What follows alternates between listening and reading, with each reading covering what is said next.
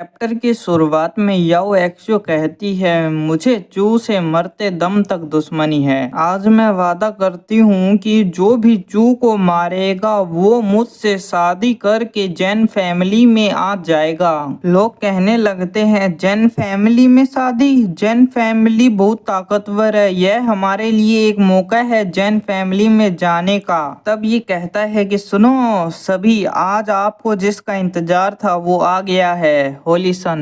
तो हम पहले अपोनेंट का वेलकम करते हैं। तब एक चैलेंजर स्टेज पे आता है चू को चैलेंज करने के लिए। लोग कहने लगते हैं कि जल्दी चलो, हमें चू पर बेट लगानी है, वो ही जीतेगा। तब स्टेज पर सामने वाला अटैक करता है तो चू उसे एक हाथ से रोक कर दूर फेंक कर जीत जाता है। तब जाओ यू कहता है कि ब्रदर, तुम्हें नहीं लगता आज चू अजीब दिख रहा है? तो वह कहता है, यहाँ कुछ तो गड़बड़ है पर मुझे शब्द नहीं मिल रहे इसको कहने के लिए। तभी उससे कुछ पता चलता है। जाओ यू कहता है, ब्रदर तुम्हें प्रॉब्लम का पता चला?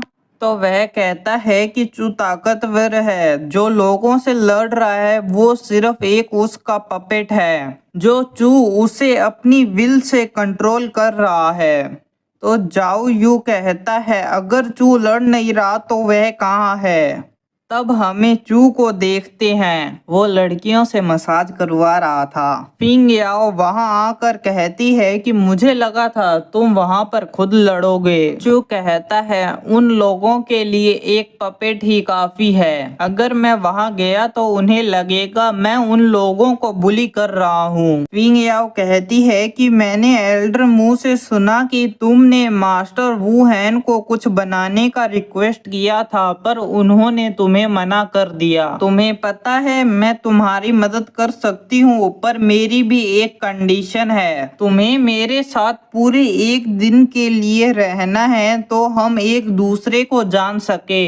चू कहता है, कोई प्रॉब्लम नहीं है। यहाँ पर बाहर से आवाज आती है कि चू ने 7 जनों को हरा चुका है। चू फिंग याओ के पास आकर कहता है कि होली डॉटर, तुम ताकतवर लेजर सेयन हो, तुम मुझे ट्रिक तो नहीं करोगी? फिंग याओ शर्माते हुए कहती है कि ऐसा मत करो होली सन। उसके बाद स्टेज पर ये कहता है, होली सन स्ट्रोंग है, मैं सभी का वेट लगाने के लिए वेलकम करूंगा। और सोचता है हार्वेस्ट का टाइम हो गया है। तब एक जना स्टेज पर आता है तो ये कहता है कि यह हमारा नेक्स्ट चैलेंजर है, इसका नाम डू डाओ है। और चू को वॉइस मैसेज से कहता है कि चू, यह अपना बंदा है, ये एक पॉइजन कल्टीवेटर है, यह पॉइजन के पास रहने से इसका चेहरा और गला ऐसा हो गया है। चू कहता है, जी तुमने जिस जने को ढूंढा है वो जेंग याओ के लिए परफेक्ट मैच है। ये बताता है कि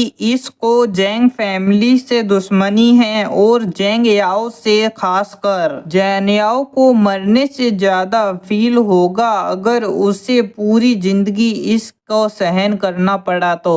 और कहता है, ब्रदर जेंग तुम्हें पसंद आया ये एग्रीमेंट? तो चू कहता है, इससे मेरा क्या लेना देना है? लोग कहते हैं, ये कौन है, इसकी शक्ल कितनी बुरी है? तो दूसरा कहता है कि हमें इससे क्या, वो होली सन को हरा तो नहीं पाएगा। उसके बाद डू डाओ चू पर पॉइजन का एक अटैक करता है पर चू उससे बाहर निकल कर अटैक करता है। तो वहां पर एक पॉइजन का धमाका होता है तो हम देखते हैं पपेट का लोहे की बॉडी दिखाई देती है। तो लोग हैरान होते हैं। ये कहता है, वो खुद फाइट नहीं कर रहा था तो हम इस फाइट का फैसला कैसे करेंगे? तब चू वहां आता है और कहता है कि जैसा कि तुम देख सकते हो मेरी पावर मेरे कंट्रोल में नहीं है, मेरे कॉन्स्टिट्यूशन के ट्रायल की वजह से तो मैं क्लोज कल्टीवेशन कर रहा था। तो लोगों में से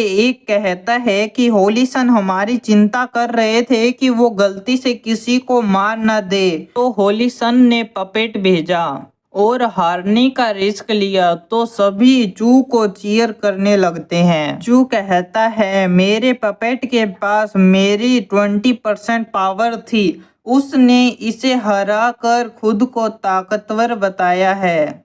और साथ में कहता है कि मिस जेंग याओ को कुछ गलतफहमी हुई है। मेरी जेंग फैमिली ने मदद की थी ट्रायल में, तो मैं उनका फेवर रिपे कर रहा था, पर मैं हार गया। यह जीत डू डोंग की है, तो लोग उसकी तारीफ करने लगते हैं। तब चू कहता है, मिस जेंग याओ, मैं आशा करता हूँ कि आप इस दुश्मनी को छोड़कर दोस्त बनना चाहोगे। तब ये कहता है कि इस मैच के बेट का क्या? तो सभी लोग परेशान होकर रिफंड मांगने लगते हैं। तो जेंग याओ कहती है कि इसने रुपए कमाने के लिए मेरा नाम यूज तो किया, साथ में मेरा नाम जोड़ दिया।